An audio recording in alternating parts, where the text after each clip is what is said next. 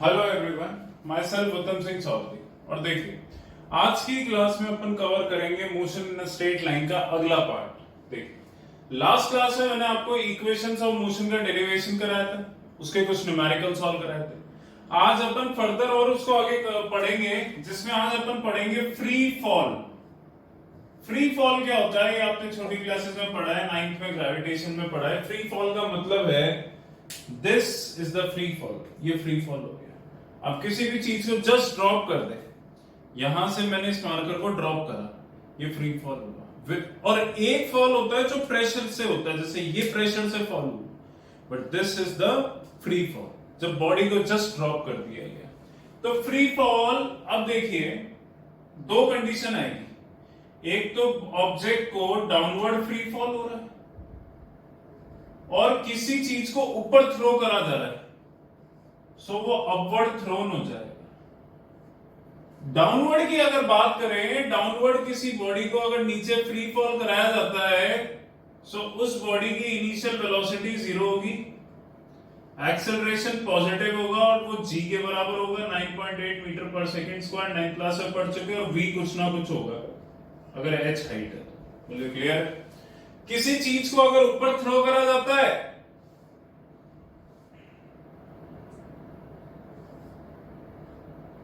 सो उसकी final velocity 0 होगी, initial कुछ ना कुछ होगी, और एक्सेलरेशन -g होगा, यानी -9.8 मीटर पर सेकेंड स्क्वायर। h हाइट तक वो आ रहा है। अब किसी चीज को ऊपर थ्रो करते हो तो maximum height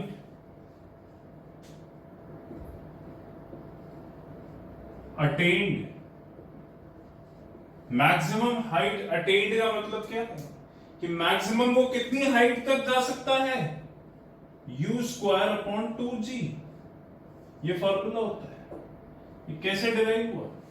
third equation of motion लेना, v² - u² = 2as। वहां पे अपवर्ड मोशन में v तो 0 कर देना और a की जगह -g पुट कर देना, सॉल्व कर लेना, x आ जाएगा। Time of ascent, time of descent. Time of ascent और डिसेंट क्या होता है?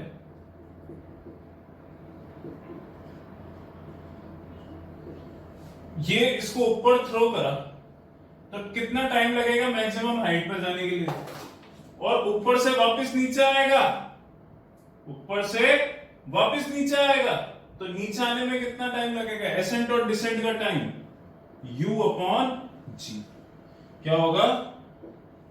u/g। ये फॉर्मूला कहां से है? First equation of motion, v = u + at। अब फर्स्ट इक्वेशन में v की जगह 0 पुट करो तो 0 + u = gt। t कितना हो जाएगा? u/g। Total time of flight,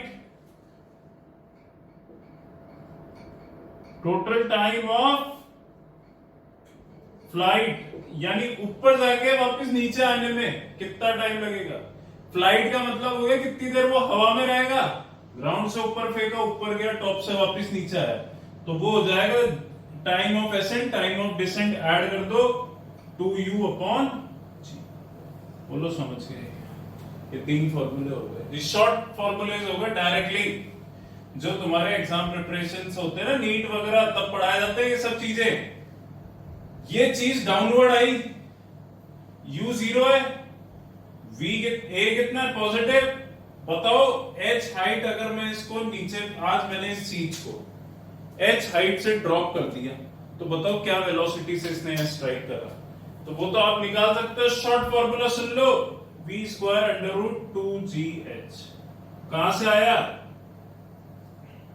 velocity with which an object in free fall strikes ground।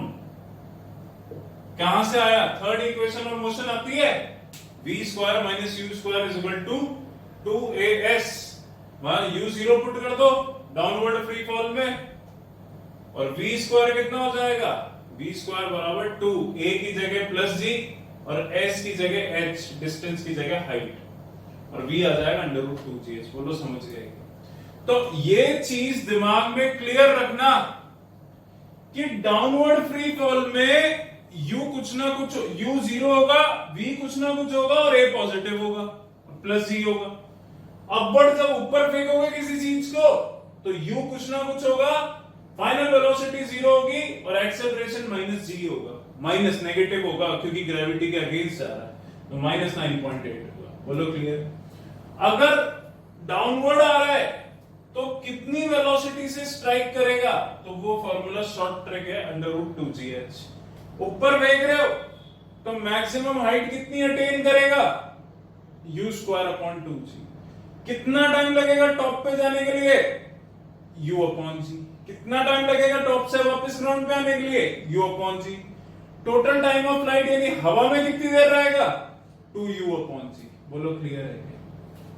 ये इक्वेशंस तुमने पढ़ी थी, v = u + at, first equation. ये जो फ्री फॉल होता है डाउनवर्ड, उसमें वो इक्वेशन हो जाती है v = u + gt। s = ut + ½ at² पढ़ा था, फ्री फॉल में वो हो जाती है s = ut + ½ gt²। 2as = v² - u² पढ़ा था, वो हो जाता है 2gs = v² - u²। बोलो क्लियर है कि ये इक्वेशन चेंज हो जाती है? ये इक्वेशंस होती है फ्री फॉल के मोशन की इक्वेशंस। ये टॉपिक था, इसके कुछ न्यूमेरिकल्स अभी मैं तुम्हें कराऊंगा, इसको पॉज करके एक बार कॉपी कर लेना। और बेटा एक चीज ध्यान से सुन लेना, ये जो शॉर्ट फॉर्मूलेस पढ़ाए हैं ना, ये तुम्हारे बहुत इंपॉर्टेंट रहते हैं। ये वाले चारों फॉर्मूलेस ये तुम्हारे काम आते हैं जब डायरेक्ट क्वेश्चन सॉल्व करने पड़ते हैं, एमसीक्यूज, कोई भी कॉम्पिटिटिव, जेई में, नीट में, जहां टाइम कम होता है, क्वेश्चंस बहुत ज्यादा होते हैं, वहां पे तुम्हें शॉर्ट ट्रिक्स लगानी पड़ती है। वहां इक्वेशंस लेके नहीं बैठते, आए उन्हीं इक्वेशंस हैं, याद करना चाहो कर लेना, कॉपी इसको कर लेना, पॉज करके एक बार करो।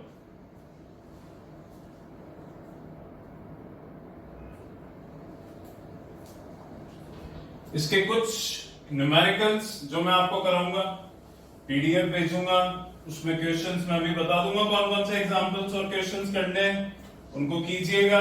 पिछला वाला भी काम आपका ड्यू है, उसको भी कंप्लीट कीजिएगा। पहले के जो न्यूमेरिकल्स है इससे जस्ट पिछले वाले टॉपिक के। मोशन में फर्स्ट बुक में देखो, ध्यान रखना, फर्स्ट बुक में तुम्हारा मोशन इन स्ट्रेट लाइन हो गया, प्लेन हो गया, laws of motion, work and energy, rotational motion, gravitation, इन सब में न्यूमेरिकल पोर्शन ज्यादा है थ्योरेटिकल करके। न्यूमेरिकल्स तो तुम्हें सॉल्व करने ही पड़ेंगे। अब जैसे तुम्हारा एग्जांपल नंबर 26 आता है, एग्जांपल नंबर 26 क्या कहता है कि a ball thrown vertically upward with a speed of 19.6 meter per second from the top of a tower returns to the earth in 6 seconds. Find the height of the tower. एक tower के top से एक ball फेंकी, वो ground पे वापस आ गई। इसको टोटल यहां से यहां आने में लगा 6 सेकंड, तो टोटल टाइम कितना हो गया 6 सेकंड। इसको फेंका, इनिशियल वेलोसिटी 19.6 मीटर पर सेकंड। इस टावर की हाइट तुम्हें दे रखी है, from the top find the height of the tower, height निकालनी है मुझे टावर की। अब देखो, इसको अपवर्ड थ्रो करा तो इसका एक्सेलरेशन नेगेटिव होगा, -9.8 मीटर पर सेकंड स्क्वायर। अब इस टावर की हाइट h मान लेते हैं, तो ये तो इनिशियल पॉइंट हो गया, ऊपर पॉजिटिव हाइट मान लो। अब ये अपोजिट डायरेक्शन हो गया, तो इसका डिस्प्लेसमेंट कितना हो गया, इनिशियल और फाइनल के बीच में गैप यानी ये, और ये नेगेटिव होगा क्योंकि ऊपर हाइट पॉजिटिव मानी है तो नीचे नेगेटिव मानूंगा, तो इसका नेट डिस्प्लेसमेंट पूरे मोशन का, बेटा दिमाग लगा ले, -h होगा।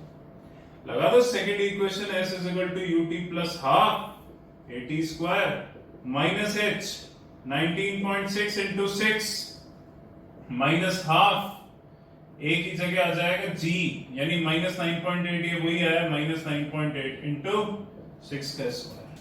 सॉल्व कर लेना इसको, ये तुम्हारा सॉल्व होके कटकुटा के आएगा 117 0.6 माइनस 176.4 माइनस h आ जाएगा माइनस 58.8, h आ जाएगा 58.8 मीटर। ये टावर की हाइट आ गई। बोलो क्लियर है क्या? एग्जाम्पल 26 तुम्हें करना है, 27 तुम्हें करना है, 28 तुम्हें करना है, 29 मैं बता देता हूं क्योंकि ये तीनों एग्जाम्पल्स एक जैसे हैं। एग्जाम्पल 26, 27, 28, 26 बता दिया, 27, 28 सिमिलर है, सेम तरीके के हैं, तुमको ट्राई करना है। 29 क्या कहता है? A balloon is ascending at a rate of 9.8 meter per second at the rate of 9.8 meter per second at a height of 39.2 meter above the ground when a food packet is dropped from the balloon। एक balloon नहीं है, जो gas balloons होते हैं, वो balloon ऊपर की तरफ जा रहा है। वो बलून अभी ग्राउंड से 39.2 मीटर की हाइट पे और उसकी स्पीड दे रखी है ऊपर जाने की। अब वो जा रहा है ऊपर। जब वो 39.2 मीटर की हाइट पे था तो एक फूड पैकेट उससे ड्रॉप किया गया।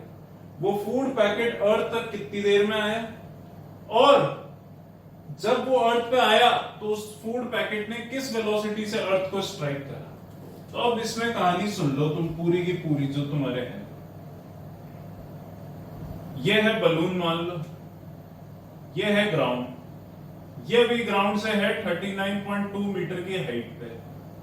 जहां ये ऊपर की तरफ जा रहा है कितने की वेलोसिटी से? 9.8 मीटर पर सेकंड की वेलोसिटी से। बोलो ये चीज क्लियर है कि 9.8 वेलोसिटी दे दी? हाँ जी। अब बात करते हैं, तो भैया जो इस वेलोसिटी से ये फूड पैकेट नीचे आएगा, जिस वेलोसिटी से ये ऊपर की तरफ जा रहा है, तो फूड पैकेट की बात करते हैं, u हो गया 9.8 मीटर पर सेकंड, a हो गया माइनस 9.8 मीटर पर सेकंड स्क्वायर, a की वैल्यू नेगेटिव होगी, और डिस्प्लेसमेंट तुम्हारा नेगेटिव आएगा डाउनवर्ड, क्योंकि ये तो ऊपर जा रहा है, तो डिस्प्लेसमेंट कितना हो गया? Minus 39.2 metre. सेकंड इक्वेशन लगा दो, s is equal to ut plus half gt square, तो ये कितना हो जाएगा? माइनस 39.2, और ये तुम्हारा हो जाएगा 9.8 into T, 9.8 into T plus half minus 9.8 into T square. अब यहां पे तुम इसको सॉल्व कर लेना, इक्वेशन आ जाएगी, क्वाड्रेटिक इक्वेशन आ जाएगी, जिसका मिडिल टर्म स्प्लिट करके फैक्टर करोगे तो टी, ये इक्वेशन आ जाएगी T square minus 2t minus 8 बराबर जी। इसका मिडिल टर्म स्प्लिट कर लेना तो t की वैल्यू एक बार 4 सेकंड आ जाएगी और एक आ जाएगी माइनस 2 सेकंड। टाइम कभी नेगेटिव नहीं हो सकता, तो t आ गया 4 सेकंड। यानी इस फूड पैकेट को 4 सेकंड लगेंगे यहां से यहां आने में। बोलो ये चीज समझ में आ गई क्या? फूड पैकेट को 4 सेकंड लगेंगे ग्राउंड तक आने में। अब तुम्हें पता है कि फूड पैकेट को 4 सेकंड लगेंगे, तो तुम फर्स्ट इक्वेशन ऑफ मोशन से इसकी फाइनल वेलोसिटी निकाल लो। v बराबर u की जगह लेना 9.8 इंटू 4 सॉल्व कर लेना, तुम्हारा आंसर आ जाएगा, ये माइनस साइन आएगा, इस चीज का याद रखना, और ये v आ जाएगा माइनस 29.4 मीटर पर सेकेंड। बोलो क्लियर है? नेगेटिव साइन इंडिकेट करता है कि बलून और फूड पैकेट अपोजिट डायरेक्शन में जा रहे हैं। बोलो क्लियर है? क्योंकि एक साइड पॉजिटिव मानोगे, दूसरी साइड नेगेटिव माननी पड़ेगी। वेलोसिटी, डिस्प्लेसमेंट, ये वेक्टर क्वांटिटीज होती हैं, डायरेक्शन का ध्यान रखना पड़ेगा। अब 29 जैसा है वैसे 30 और 31 है, तो ये क्वेश्चन हो गए सिमिलर तुम्हारे जो तुम्हें करने हैं। 32 अलग है, कॉपी कर लो इसको पॉज करके, फिर मैं अगला करा देता हूं 32। नाउ 32 के अंदर क्या है वो देख लो ढंग से।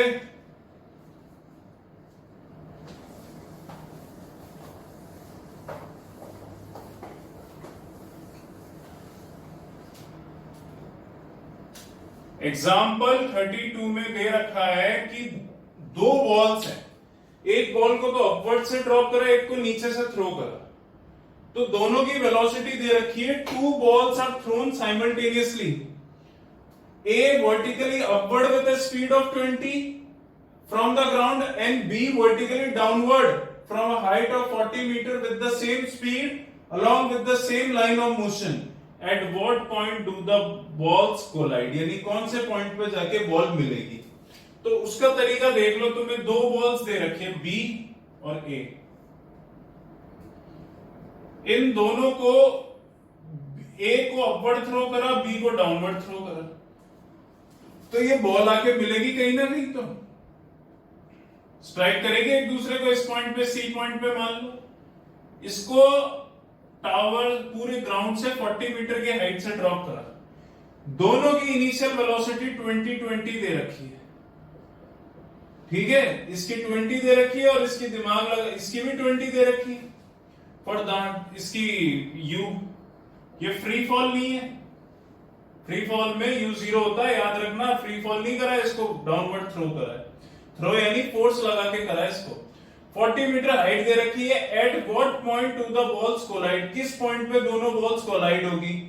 अब बेटा जिसको ऊपर थ्रो करा है ए को, इसका जी होगा, ए होगा -9.8, दिमाग लगा, नेगेटिव। जिसको डाउनवर्ड थ्रो करा उसका ए होगा पॉजिटिव। मैं ये मान लेता हूं टी टाइम के बाद ये मीट करेगी, two balls meet after T time interval, T time के बाद दोनों बॉल्स मिलेगी, ठीक है। ये डिस्टेंस मान लो x, तो ये हो जाएगा 40 - x, सोच लो, ठीक है, कि ग्राउंड से डिस्टेंस x मान लिया तो ऊपर वाला हो जाएगा 40 - x। अब ए बॉल के मोशन की बात करते हैं, तो ये इक्वेशन पता है तुम्हें, s = ut + ½ at²। ए बॉल के लिए डिस्टेंस हो जाएगा x, u की जगह आ जाएगा 20, t + ½ 9.8 × t², तो x कितना आ जाएगा 20t + 4, 2 से कट जाएगा 4.9 t²। तो ये ए बॉल के लिए हो गई इक्वेशन आ गई। सेम इक्वेशन बी बॉल के लिए बना, तो क्या वही इक्वेशन लग जाएगी, s = ut + ½ at², s आ जाएगा यहाँ पे 40 - x बी बॉल के लिए, u हो जाएगा 20 टाइम t + ½ a की जगह आ जाएगा -9.8, सॉरी ए बॉल के लिए ये आएगा -9.8 और यह माइनस हो जाएगा और ये रहेगा प्लस इंटू t², सो ये हो जाएगा 40 - x बराबर 20t + 4.9 t²। ये आ गई दूसरी इक्वेशन। बेटा ढंग से देख लो, इन इक्वेशंस को अगर ऐड कर देते हो तो x और x कट जाएगा, 4.9 t² 4.9 t² कट जाएगा, बच जाएगा 20t, और ये जिसको सॉल्व करके तुम t की वैल्यू निकाल सकते हो। तो यहां पे तुम्हें करना क्या है, दोनों इक्वेशंस को ऐड कर दो,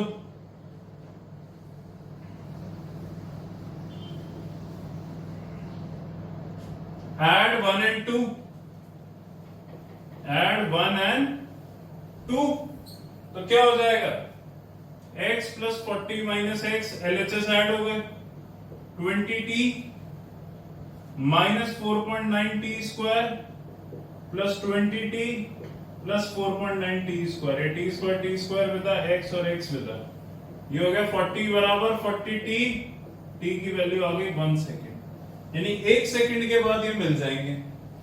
अब t की वैल्यू आ गई, तुम्हें पॉइंट निकालना है यानी डिस्टेंस बताना है, तो अभी आंसर कंप्लीट नहीं हुआ क्योंकि आंसर में पूछा है at what point do they collide, यानी कहां पे वो कोलाइड करेंगे, तो तुम्हें x बताना है, तो यहां पे t की वैल्यू पुट कर दो। सो t की वैल्यू 1 सेकंड आई है, फर्स्ट इक्वेशन में पुट कर दो, सो हो जाएगी x = 20t - 4.9 t², x हो जाएगा 20 × 1 - 4.9 × 1 का स्क्वायर, x की वैल्यू आ जाएगी 15.1 मीटर। बोलो समझ गए? यानी बॉल्स ग्राउंड से 15.1 मीटर पे स्ट्राइक करेगी या फिर टॉप से, उसको माइनस करके लिख देना, 40 में से 15.1 को, तो जो आंसर उस पॉइंट पे मीट करेगी, यूं भी बोल सकते हो। बोलो क्लियर है क्या? अब ये एग्जांपल 32, 33, 34 सेम है। 32 मैंने आपको बता दिया, 33, 34 आर वन एंड सेम। अब आती है ये फोर्थ एक्सरसाइज, आपकी ये फोर्थ एक्सरसाइज आ जाती है क्वेश्चंस की। तो इसमें आपको क्वेश्चन 2, 4, 6, 8 9, 10. क्वेश्चन 2, 4, 6, 8, 9, 10. यह आपका होमवर्क है इस वाले वीडियो के लिए, इसको कंप्लीट कर ले. Is that clear? तो इसको कंप्लीट कर ले और कोई डाउट हो तो मेरे से पूछ ले. देखिए ये चैप्टर सारे न्यूमेरिकल बेस्ड है, तो न्यूमेरिकल्स तो आपको सॉल्व करने ही पड़ेंगे, इसका और कोई ऑल्टरनेटिव नहीं. Is that clear? सो इसको कॉपी कर लें और कंप्लीट करें. Thank you so much.